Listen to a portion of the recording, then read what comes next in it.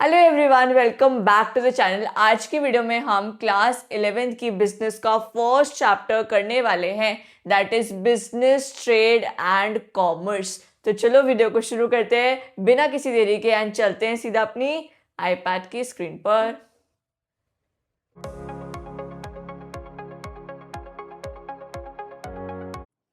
सबसे पहले हम समझते हैं कि बिजनेस क्या होता है। तो जो वर्ड बिजनेस है ना, वो बिजी वर्ड से डिराइव्ड है। किस वर्ड से डिराइव्ड है? बिजी। तो बिजनेस का मतलब क्या होता है? Being busy. But specific sense में बिजनेस का मतलब बीइंग बिजी नहीं होता है। बिजनेस क्या होता है? बिजनेस एक ऐसा ऑक्यूपेशन है जो इंसान रेगुलर बेसिस में करता है, जिसमें क्या इन्वॉल्व होता है? परचेज और sale of goods and services involve होता है। एंड वो क्यों करता है इस ऑक्यूपेशन को?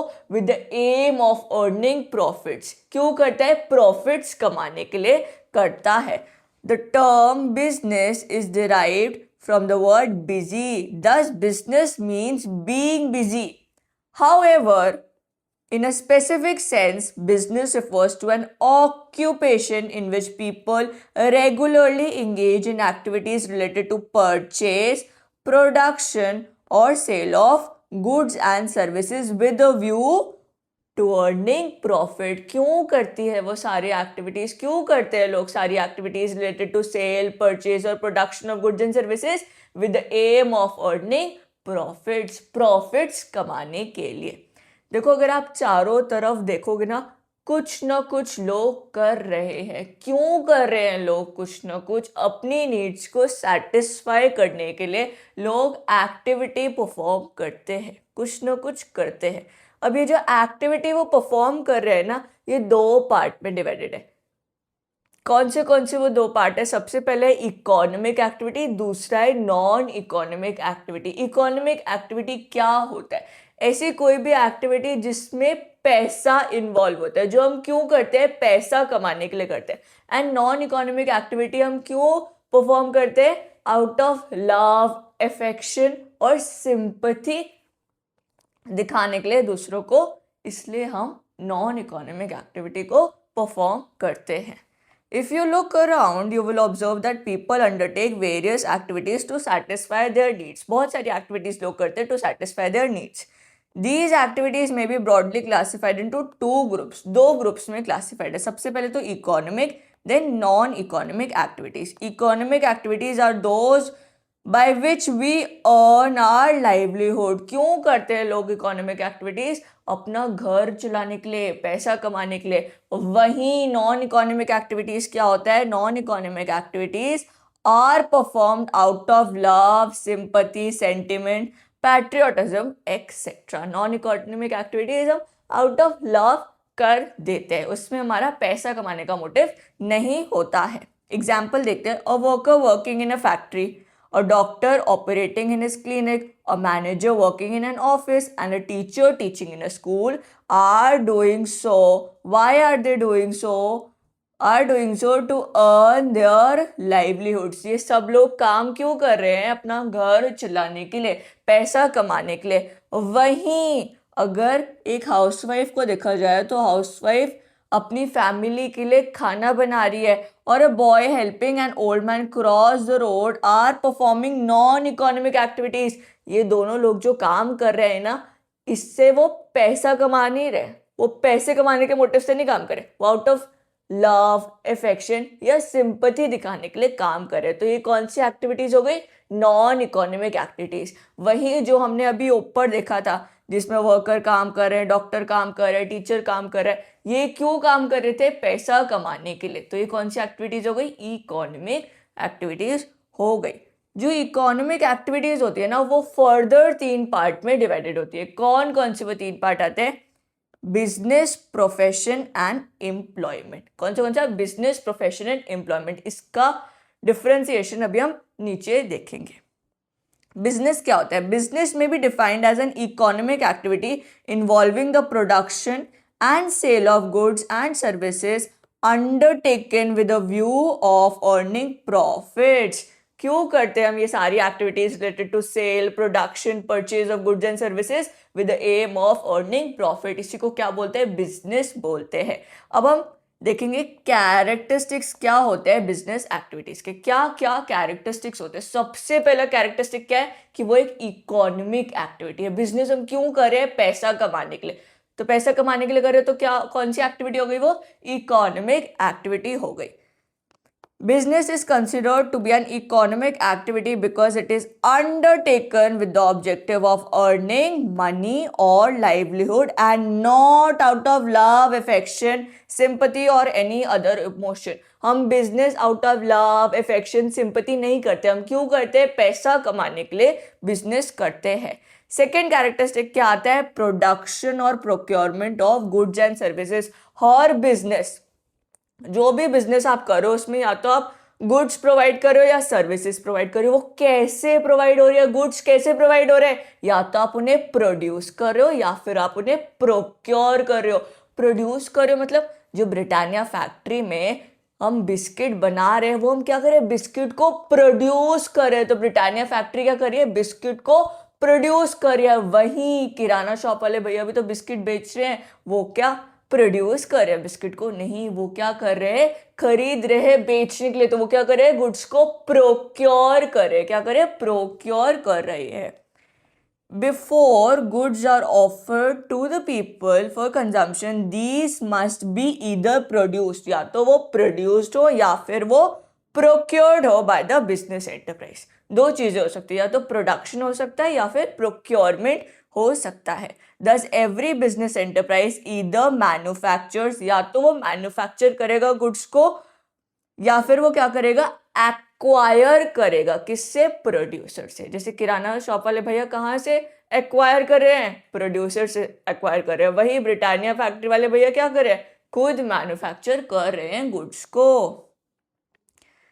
सेल और exchange of goods and services हमारा नेक्स्ट कैरेक्टरिस्टिक है। बिजनेस में डायरेक्टली और इनडायरेक्टली क्या चीज इन्वॉल्व होती है? सेल इन्वॉल्व होती है या फिर एक्सचेंज इन्वॉल्व होता है गुड्स एंड सर्विसेज का। अगर आपने ऐसी कोई भी चीज प्रोड्यूस करी, क्यों प्रोड्यूस करी? खुद के पर्सनल कंजम्पशन के लिए। हमने कोई भी ऐसी चीज प्रोड्यूस करी खुद के पर्सनल कंजम्पशन के लिए, तो उसे बिजनेस एक्टिविटी नहीं कहेंगे। बिजनेस एक्टिविटी में क्या होगा? सेल होगा या फिर एक्सचेंज होगा। पर्सनल कंजम्पशन को बिजनेस एक्टिविटी नहीं कंसिडर किया जाता। डायरेक्टली और इनडायरेक्टली बिजनेस इन्वॉल्व ट्रांसफर और exchange of goods and services for value if goods are produced not for the purpose of sale but for personal consumption, it can not be called a business activity. उसको हम business activity नहीं कहने वाले हैं। then हमारा next characteristic क्या है? Dealing in goods and services on a regular basis.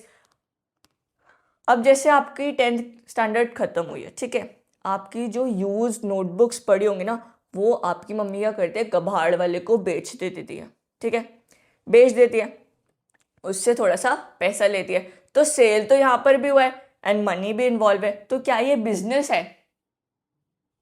नहीं ना, क्योंकि आपकी मम्मी ये रोज थोड़ी ना कर रही है, रेगुलर बेसिस में थोड़ी ना कर रही है, वो तो वंस इन अ वाइल कर रही है ना। तो जब भी हम सेल और एक्सचेंज करते हैं ना रेगुलर बेसिस, वो हमारी रेगुलर एक्टिविटी होती है, उसी को हम बिजनेस बोलते हैं। ये नहीं आपने वंस इन अ वाइल कुछ बेच दिया तो आप सोच रहे हो हम ही बिजनेसमैन है, ऐसा नहीं होता है। Business involves dealing in goods और services on a regular basis. One single transaction, एक सिंगल ट्रांजैक्शन सेल परचेज का बिजनेस नहीं बनाता है, does not constitute business. Next characteristic क्या है? Profit earning. हम कोई भी बिजनेस क्यों करते हैं? प्रॉफिट कमाने के लिए। क्यों करते हैं? पैसा कमाने के लिए। One of the main purpose of business is to earn income by way of profit. No business can survive for long without profit. ऐसा कोई भी बिजनेस नहीं है जो ज्यादा देर बिना प्रॉफिट के सर्वाइव कर सकता है। Businessman make all possible effort to maximise profit. जो भी बिजनेसमैन बिजनेस करते हैं वो अपना बेस्ट दे देते हैं किस चीज को करने में, प्रॉफिट्स को मैक्सिमाइज करने में, क्योंकि वो उनका मेन मोटिव होता है किसी भी बिजनेस को करने के पीछे। Uncertainty of return, next characteristic क्या है, अनसर्टेनिटी ऑफ रिटर्न। मतलब देखो, आपके पेरेंट्स ने अक्सर आपसे बोला होगा कि बिजनेस मत करना, आप जॉब करना, जॉब में सिक्योरिटी रहती है, बिजनेस में तो कुछ नहीं पता होता कितने पैसे आप कमा रहे हो कितने पैसे नहीं कमा रहे हो। तो जॉब में क्या होती है, सर्टेनिटी होती है, आपको पता होता है कि आपको हर महीने के आखिरी तारीख को इतना पैसा मिलने वाला है। बट बिजनेस में आपको नहीं पता होता है कि हर महीने आपको कितना पैसे मिलने वाला है, कभी 0 भी हो सकता है, कभी 1 लाख भी हो सकता है, कभी 10,000 भी हो सकता है, कभी लॉस भी हो सकता है। तो यहाँ क्या है, अनसर्टेनिटी, आपको नहीं पता है कि आप कितना पैसा कमाने वाले हो। Uncertainty of return refers to the lack of knowledge related to the amount of money that the business is going to earn. Uncertainty क्या होता है कि आपको पता ही नहीं है कि कितना पैसा आप कमाने वाले हो। Every business invests money to run its activity with the objective of earning profit. Her business क्यों इन्वेस्टमेंट करता है, प्रॉफिट कमाने के लिए, बट ये नहीं पता होता है कि कितना प्रॉफिट आएगा।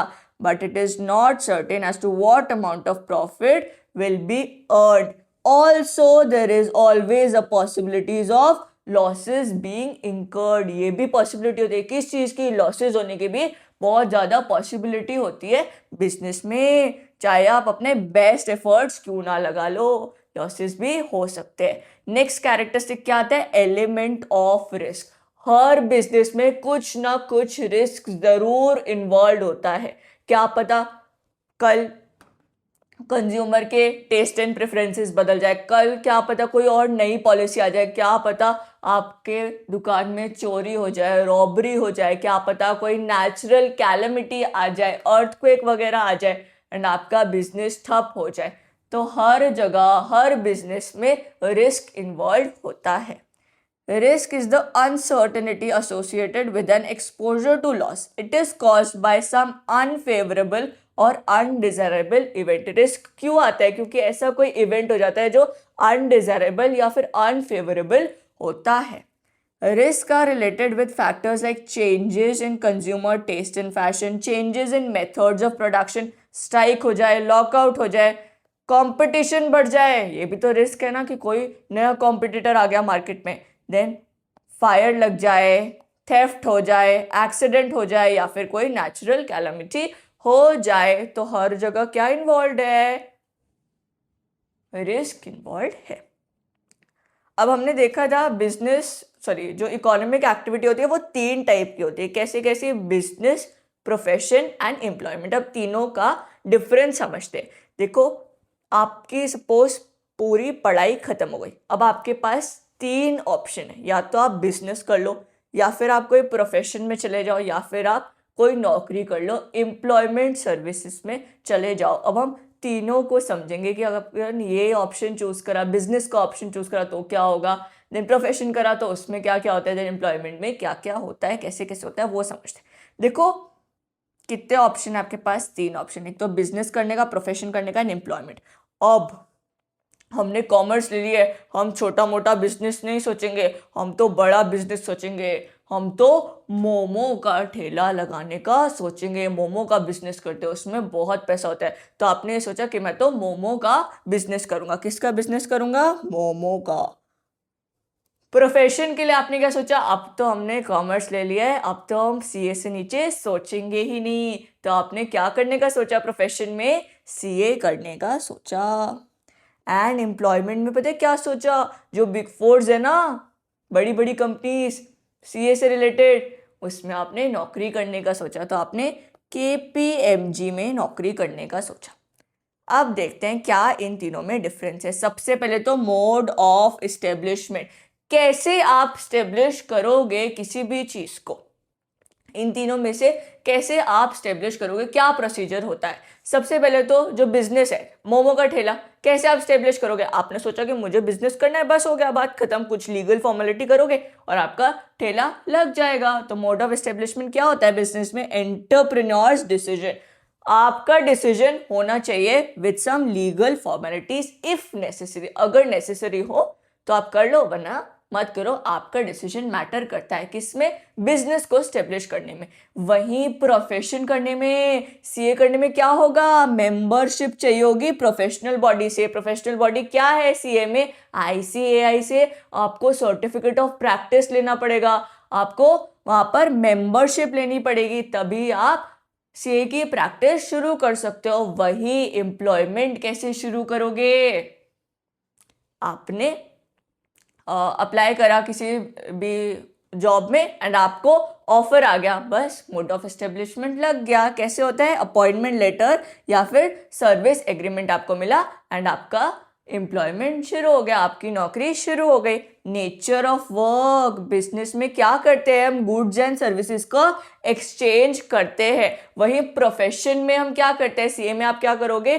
क्लाइंट को क्या दोगे? अपनी सर्विसेज, अपनी एडवाइस दोगे, अपनी कंसल्टिंग एडवाइस देने वाले हो। Rendering of personalised expert services. Profession में क्या होता है? एक एक्सपर्ट सर्विसेज आप प्रोवाइड करते हो। एंड वहीं एम्प्लॉयमेंट में क्या होता है? जो भी आपके जॉब डिस्क्रिप्शन में लिखा होगा, जो भी आपका एम्प्लॉयर बताएगा, वो आपको करना पड़ेगा। Performing work as per the service contract और रूल्स और सर्विस। क्वालिफिकेशन, मोमो का ठेला खोलने में कोई क्वालिफिकेशन लगी आपको? नहीं। तो बिजनेस करने में कोई ऐसी क्वालिफिकेशन नहीं जरूरी होती है। No minimum qualification is necessary. वहीं प्रैक्टिस करने में तो क्वालिफिकेशन लगेगी ना, सीए बनना पड़ेगा, देन वहां से सर्टिफिकेट लेना पड़ेगा आईसीएआई से।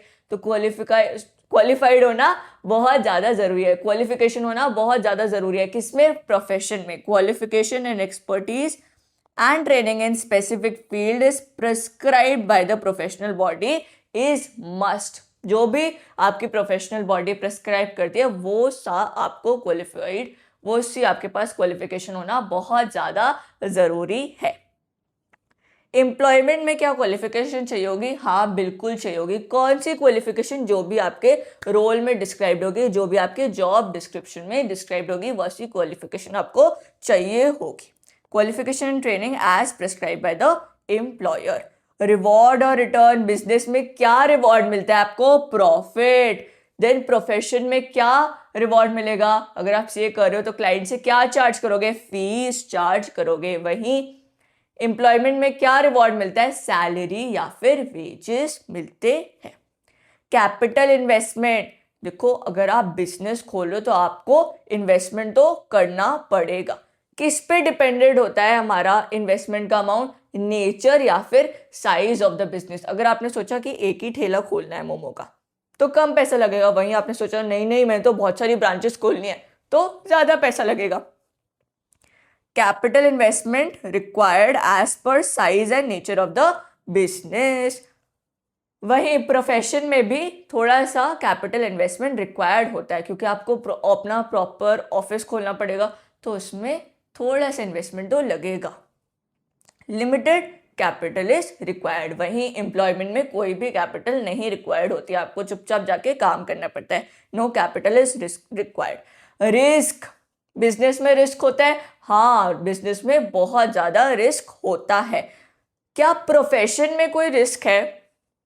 हाँ थोड़ा बहुत प्रोफेशन में भी रिस्क होता है। एंड एम्प्लॉयमेंट में तो बिल्कुल ही ना के बराबर रिस्क होता है कि कभी आपको अगर धक्के मार के बाहर निकाले तो अलग बात है, वरना कोई भी रिस्क नहीं है हमारा एम्प्लॉयमेंट में। ट्रांसफर ऑफ इंटरेस्ट, क्या आप बिजनेस में अपना इंटरेस्ट ट्रांसफर कर सकते हो? आप क्या करोगे? सपोज आपका मन नहीं कर रहा मोमो बनाने का, आप अपने छोटे भाई से कहोगे जा तू अब बिजनेस कर ले, तो आपने क्या करा? अपने इंटरेस्ट को ट्रांसफर कर दिया।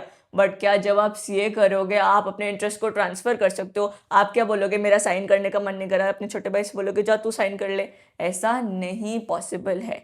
Transfer of interest is possible in business but profession में पॉसिबल नहीं होता है। वहीं एम्प्लॉयमेंट में भी पॉसिबल नहीं होता है। आप अपने छोटे भाई बहन से नहीं कह सकते कि जाओ तू मेरे बदले में जॉब कर ले, तो एम्प्लॉयमेंट में भी पॉसिबल नहीं है।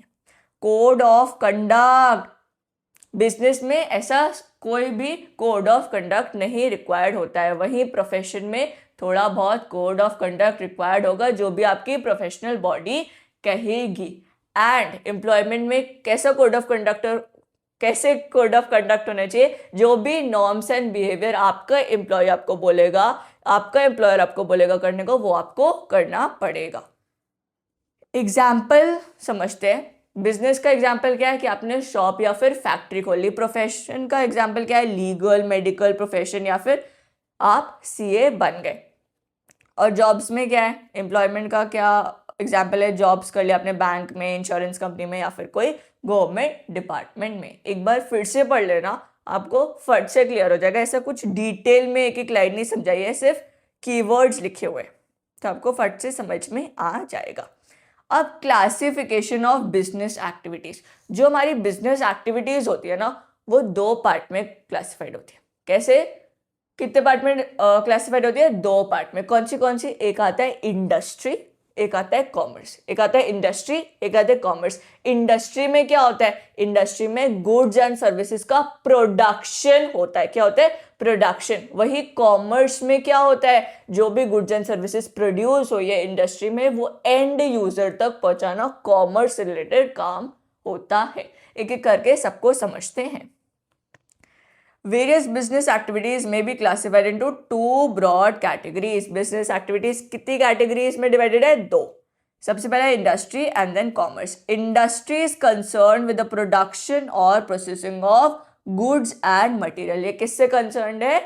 प्रोडक्शन या फिर प्रोसेसिंग ऑफ गुड्स और मटेरियल्स। वही कॉमर्स किससे रिलेटेड है? Commerce includes all those activities which are necessary for facilitating the exchange of goods and services. ये किससे रिलेटेड है? सारे वो एक्टिविटीज जो जरूरी होती है गुड्स एंड सर्विसेज को प्रोवाइड करने के लिए to the end user.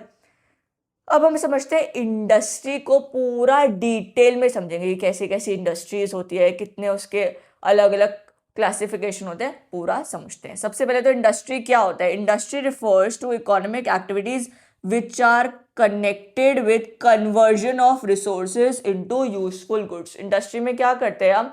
Resources को यूजफुल गुड्स में कन्वर्ट करते हैं। जैसे शुगर केन से शुगर बनाना, तो शुगर केन क्या है? रिसोर्स है। शुगर क्या है? यूजफुल प्रोडक्ट है जिसको हम एक्चुअली यूज करते हैं। तो इंडस्ट्री क्या करती है? शुगर केन से शुगर बनाने का पूरा प्रोडक्शन प्रोसेस करती है। The term industry is use for activities in which mechanical appliances and technical skills are involve. इसमें जनरली ये कंसिडर करा जाता है कि कोई टेक्निकल स्किल्स या फिर कोई मैकेनिकल अप्लायंसेज इन्वॉल्व है। किसमें? इंडस्ट्री में। अब इंडस्ट्री के 3 कैटेगरीज है। कितनी कैटेगरीज है? 3 कैटेगरीज। सबसे पहला आता है प्राइमरी, देन दूसरा सेकेंडरी, देन तीसरा टर्शरी। आई एम अज्यूमिंग ये आपने 10th स्टैंडर्ड में पढ़ा होगा, तो हम इसको फटाफट ब्रीफ में रिवाइज करेंगे।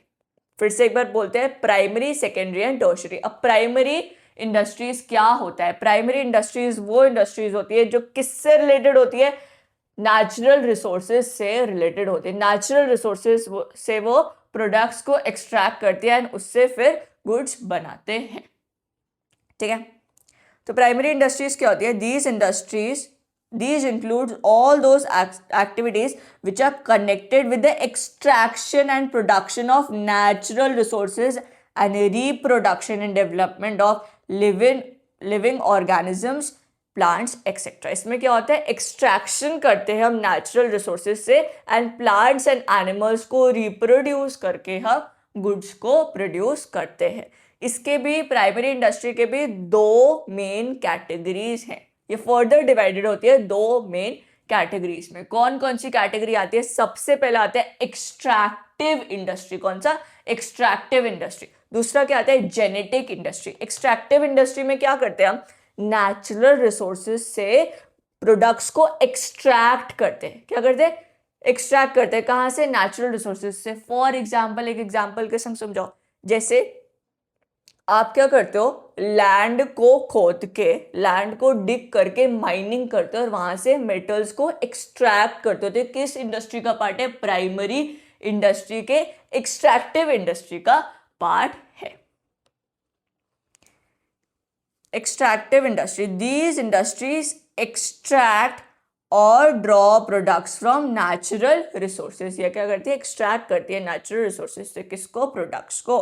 Products of these industries are usually transformed into many other useful goods by manufacturing industry। जो भी आपने गुड्स को, जो भी आपने प्रोडक्ट को एक्सट्रैक्ट करा है नेचुरल रिसोर्स से, वो फिर मैन्युफैक्चरिंग इंडस्ट्री के पास जाता है, फिर वहां से यूजफुल गुड बनता है। अब कौन कौन सी इंडस्ट्रीज इसमें इंक्लूड होती है? Farming, mining, लुम्बरिंग। लुम्बरिंग किससे रिलेटेड होती है? ट्रीज से रिलेटेड होती है। किससे रिलेटेड होती है? ट्रीज से। Then hunting and fishing operations. दूसरी कैटेगरी क्या थी प्राइमरी इंडस्ट्री की? Genetic industries. कौन सी? Genetic industries. इसमें क्या होता है? इसमें प्लांट एंड एनिमल से रिलेटेड ब्रीडिंग होती है। प्लांट एंड एनिमल्स की ब्रीडिंग होती है। प्लांट से हम nursery and all related activities करते हैं, एंड एनिमल से क्या करते हैं? जैसे पोल्ट्री फार्म खोलना, जैसे कैटल ब्रीडिंग करना, दूध निकालने का प्रोडक्शन, देन एग्स का प्रोडक्शन। ये किस में इंक्लूडेड होता है? पूरा जेनेटिक इंडस्ट्री में इंक्लूडेड होता है। These industries are engage in breeding plants and animals for their use in further production. Seeds and nurseries companies are typical examples of genetic industries. कौन कौन से एग्जाम्पल है जेनेटिक इंडस्ट्री के? Seed या फिर नर्सरी की industry.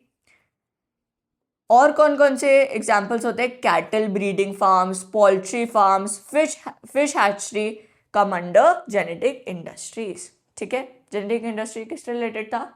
Plant and animal breeding से related था। वहीं एक्सट्रैक्टिव इंडस्ट्री किससे रिलेटेड था? Extraction of product from natural resources से रिलेटेड था। अब हमारा सेकेंड क्लासिफिकेशन आता है इंडस्ट्री का, वो कौन सा था? Secondary industries. इसमें क्या होता है? इसमें जो भी प्रोडक्ट प्राइमरी इंडस्ट्री से हमने एक्सट्रैक्ट करे हैं उसका फर्दर प्रोडक्शन होता है और उसको एक यूजफुल प्रोडक्ट में बनाया जाता है। जैसे फॉर एग्जांपल माइनिंग आपने करी थी, कहाँ करी थी? प्राइमरी इंडस्ट्री का पार्ट था माइनिंग। माइनिंग करके आपने आयरन निकाला था। अब आयरन क्या होता है? आयरन का फर्दर प्रोडक्शन किया जाता है और उसको स्टील में कन्वर्ट किया जाता है। तो ये जो फर्दर प्रोडक्शन हुआ ये कौन सी इंडस्ट्री में होता है? हमारी सेकेंडरी इंडस्ट्रीज में होता है। Secondary industries, these are concerned with using materials which have already been extracted at the primary sector। जो भी प्राइमरी सेक्टर में हमने मटेरियल्स को एक्सट्रैक्ट करा उसका फर्दर प्रोडक्शन करते हैं। These industries process such materials to produce goods for final consumption or for further processing by other industrial units। इसमें क्या होता है? जो भी हमने गुड्स को एक्सट्रैक्ट करा उसका फर्दर प्रोडक्शन हुआ जाता है। क्यों करते हैं? For final consumption. ठीक है, एग्जाम्पल से समझते हैं। Mining of iron ore is a primary industry थी। Mining of iron ore, mining किसका पार्ट था? प्राइमरी इंडस्ट्री का। But manufacturing of steel by the way of further production of raw iron is secondary industry।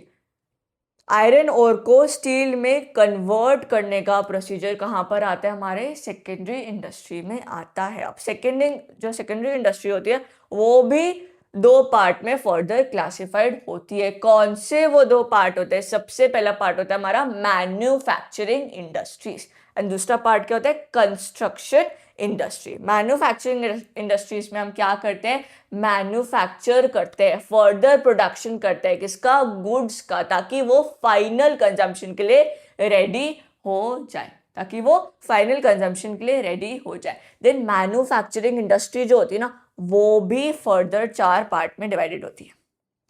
अच्छे से समझते हैं। जो manufacturing है सबसे पहले तो जो सेकेंडरी है वो 2 पार्ट में डिवाइडेड है। एक है हमारा मैन्युफैक्चरिंग, एक है हमारा कंस्ट्रक्शन।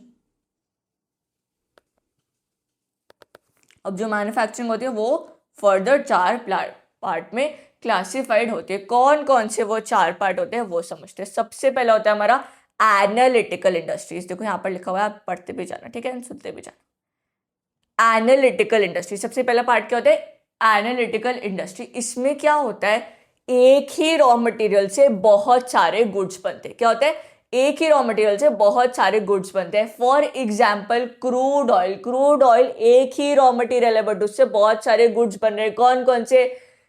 पेट्रोल बन रहा है, डीजल बन रहा है, एलपीजी बन रहा है। तो ये किस इंडस्ट्री का पार्ट है? एनालिटिकल इंडस्ट्री का। वही सेकंड क्या आती है? Synthetical industry. कौन सी आती है? Synthetical industry. इसमें क्या होता है? बहुत सारे रॉ मटेरियल्स को मिला के एक गुड बनता है। फॉर एग्जाम्पल सीमेंट, सीमेंट बनाने के लिए हमें बहुत सारे रॉ मटेरियल्स लगते हैं अलग अलग टाइप के, जैसे क्ले लगता है, जैसे जिप्सम लगता है, और जैसे लाइमस्टोन भी लगता है सीमेंट को बनाने के लिए। तो किस इंडस्ट्री का पार्ट हुआ? सिंथेटिकल इंडस्ट्री का पार्ट हुआ। देन हमारी थर्ड इंडस्ट्री आती है प्रोसेसिंग इंडस्ट्री। इसमें क्या होता है? बहुत सारा प्रोडक्शन प्रोसेस होता है किसी भी फाइनल गुड को बनाने के लिए। जैसे शुगर केन से शुगर बनाना, शुगर केन से शुगर बनाने में बहुत सारा प्रोडक्शन प्रोसेस होता है। जैसे वुड से पेपर बनाना, उसमें भी बहुत सारा प्रोडक्शन प्रोसेस होता है। तो किस इंडस्ट्री का पार्ट होता है? प्रोसेसिंग इंडस्ट्री का।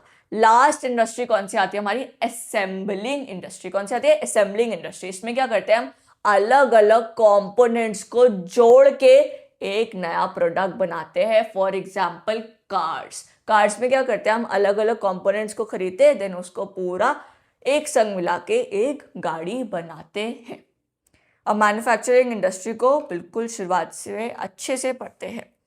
These industries are engaged in producing goods through processing of raw materials and thus creating form utilities जो final consumption के लिए ready है। They bring out diverse finished products that we consume or use through the conversion of raw materials or partly finished materials in their manufacturing operation. इसमें वो क्या करता है? Raw materials को फिनिश गुड्स में कन्वर्ट करने में हेल्प करता है। कौन? हमारा मैन्युफैक्चरिंग इंडस्ट्री। इसकी क्लासिफिकेशन देख लेते हैं। देखो ये फर्दर डिवाइडेड होती है 4 कैटेगरीज में। कौन कौन सी इंडस्ट्री आती है? एनालिटिकल, एनालिटिकल में क्या कर रहे थे? एक ही रॉ मटेरियल से बहुत सारे प्रोडक्ट्स बना रहे थे। which analyzes and separates different elements from the same material in case example क्या है इसका? Oil refinery. वही सिंथेटिकल इंडस्ट्री क्या होता है? Synthetical industry combines various ingredients into a new product.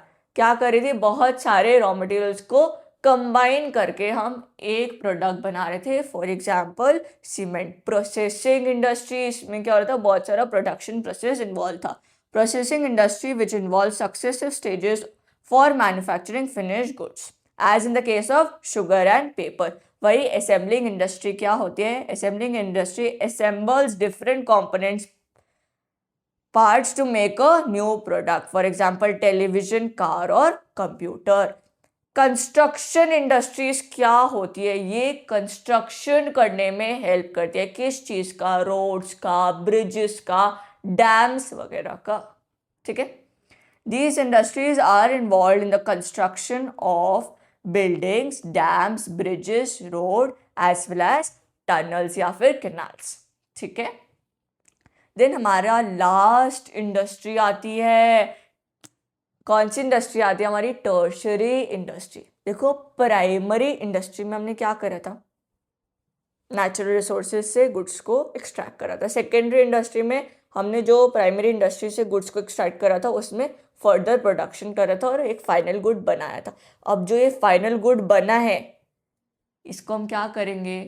Final consumer तक भी तो पहुंचाएंगे, तो हमें सर्विसेज भी तो चाहिए होंगी। अब तो टर्शरी सर्विसेज, जो टर्शरी इंडस्ट्रीज होता है वो किससे रिलेटेड होता है? सर्विसेज से रिलेटेड होता है। इसमें कौन कौन सी सर्विसेज आती है? जैसे बैंकिंग की सर्विसेज, वेयर हाउसिंग की services, packaging, advertising services, insurance services वगैरह इंक्लूड होता है। तो टर्शरी इंडस्ट्री किससे रिलेटेड है? सर्विसेज से रिलेटेड है, जो प्राइमरी एंड सेकेंडरी इंडस्ट्री के बाद यूज होती है फाइनल गुड्स को घर तक पहुंचाने के लिए।